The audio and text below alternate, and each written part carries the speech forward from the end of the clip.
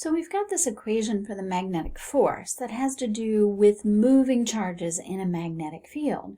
But if you have moving charges in a wire, then we have a current. So we can rewrite this in terms of a current in the following way. So if we think about charges that are moving in a wire, say positive charges moving like that, then we often talk about, right, the current that is the count of our dq over dt, right? The change in the count of charges per time, okay?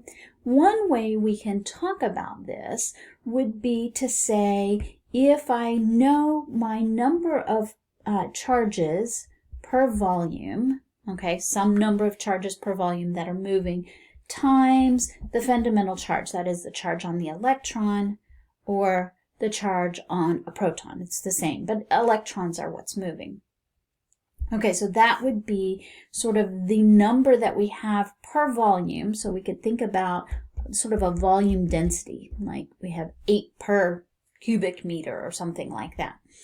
And then if we want to write our current in terms of that, we could say this volume density times a volume, some small dq that's goes across this area, right? We could say the volume would be A times dl. So we could say that, in fact, our dq is equal to the number per volume that we have. So this is like our charge density type argument when we were doing Gauss's law, times the charge, times then in this small area would be times that volume, right? So we know the number per volume overall times the charge, 1.6 times 10 to the minus 19, times the small volume would give us our dq, and then our I would be dq dt, or delta q over delta t. So that would be this number per volume, which you could write as a rho for a density, E, A, and then dl dt, which would then be a velocity, right? A speed. Okay, so you can start to see how we're going to connect it to this force. So if we want to say we've got a little bit of current, I'm just redrawing this same thing. I have a little bit of dq here that's going with some speed, so I've got some amount and it's going in that direction, so that's the speed. Then I could say, if we have a magnetic field, say the magnetic field is B in that direction, right? Then we could say the little bit of force on this small amount of charge, just looking at the amount right here, would be equal to dq times its speed cross B, right? So that's pretty easy. And then I can substitute in for this, the expression right here.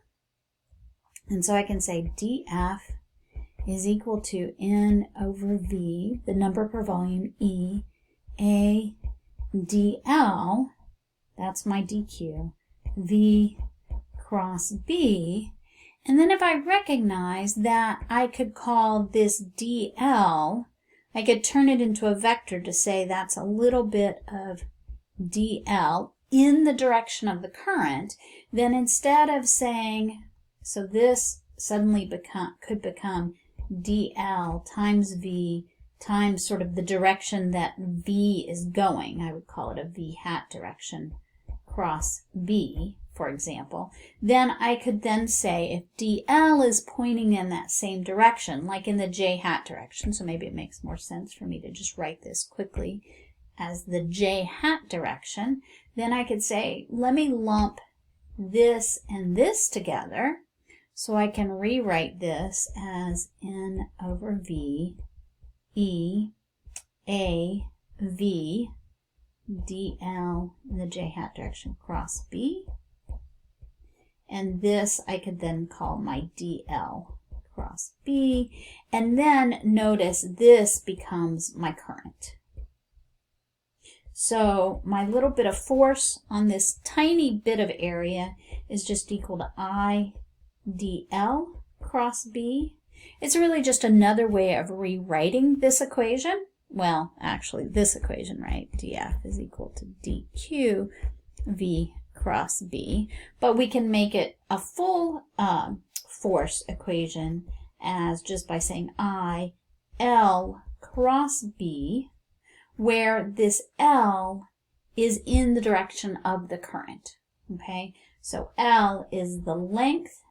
L is a unit vector where the magnitude is given by the length, and the direction is given by the direction of the current, which direction is flowing down the wire, because of course it's going to flow along the wire, along some length of the wire. You just need to know, is that right or left or up or down, depending on the wire.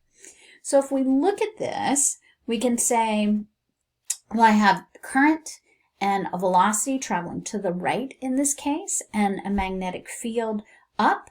So this gives me just from my, here's my current, or my L direction if you like, and my B is up.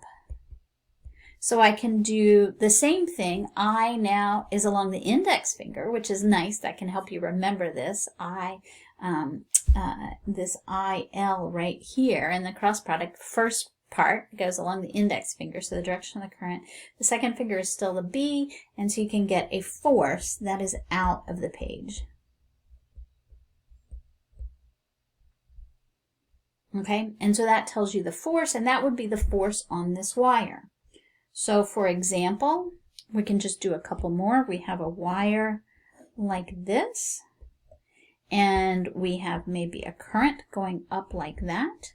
And if we have a magnetic field going this way, then I can do I cross B or L cross B, and we can say that our force would be, using our right-hand rule, would be into the page.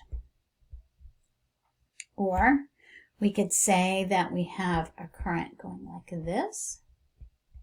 There's my current, so that's the direction of L. And then the magnetic field, let's say we have a magnetic field into the page. So that's my B is into the page. And so then if I take my first finger along I and my middle finger into the page, then that gives me a force up. So this gives me a force in this direction. So we're just doing the same right-hand rule. We just have two different expressions depending on whether we're dealing with individual charges or whether we're dealing with currents. So this equation is really the same as this equation. It's just we've rewritten it. This first one goes as an individual charge and how fast it's going. The second one says we have current, which is about charge per time, times a length. And so it has exactly the same units, and we can calculate the magnetic force in either case.